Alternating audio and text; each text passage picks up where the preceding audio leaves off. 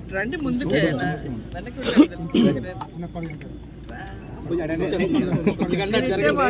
ఎవరికి రాదు. మేడం, నెల్లూరు జిల్లాలో 10కి 10 సీట్లు వచ్చినాయి. అక్కడే 3 పార్టీకి వ్యతిరేకంగా ఉన్నారా అని అంటున్నారు. దానిపైన సో ఒక్కటి మీరు గుర్తు పెట్టుకోవాలి, ఎవరు వ్యతిరేకించినా జగన్ గారిని వాళ్ళకి నష్టం తప్ప జగన్ గారికి కాదు. జగన్ గారు తన సొంత అజెండా తన చరిష్మాతో గెలిపించుకున్న ఎమ్మెల్యేలు వీళ్ళంతా.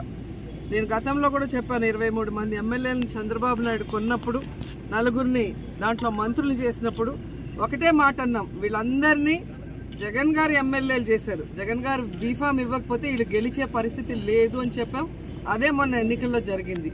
కాబట్టి మనం తెలుసుకోవాల్సింది, ప్రజలు తెలుసుకోవాల్సింది ఒకటే, ఆ రోజు వైస్రాయ్ హోటల్లో స్టార్ట్ చేసిన వెన్నుపోటు రాజకీయాలు ఈ రోజుకి ఇంత వయసు వచ్చినా సిగ్గు లేకుండా చేస్తున్న చంద్రబాబు నాయుడిని తరిమి కొట్టండి అని ప్రజలకు తెలియజేస్తున్నా.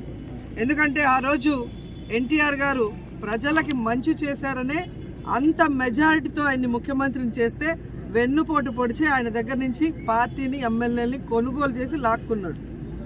ఆ తర్వాత కిరణ్ కుమార్ రెడ్డి ప్రభుత్వం మీద అవిశ్వాస తీర్మానం పెడితే తన ఎమ్మెల్యేలను వాళ్ళకి అమ్మి అప్పుడు నీతిమాల రాజకీయాలు చేశాడు.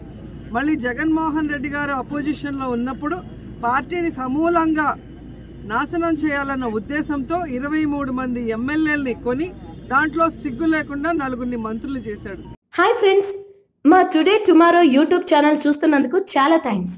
మరిన్ని లేటెస్ట్ వీడియోస్ కోసం వెంటనే సబ్స్క్రైబ్ చేయండి. అలాగే ఈ బెల్ ని కూడా రింగ్ చేసేయండి. మా నోటిఫికేషన్స్ అన్ని మీ మొబైల్లో వస్తాయి.